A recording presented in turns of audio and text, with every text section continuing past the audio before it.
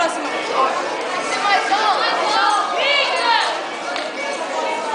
Tenho...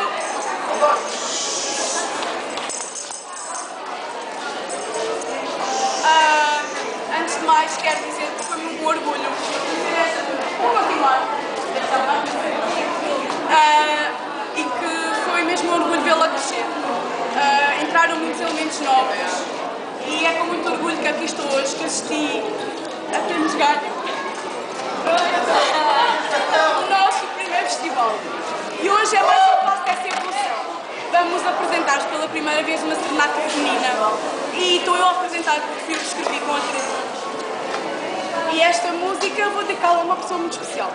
A Teresa, aos meus pais, mas a uma pessoa que sem ela eu não estava aqui, porque foi ela que me ofereceu o meu primeiro acordeão, que é o meu avô e que faz ontem 2 anos que eu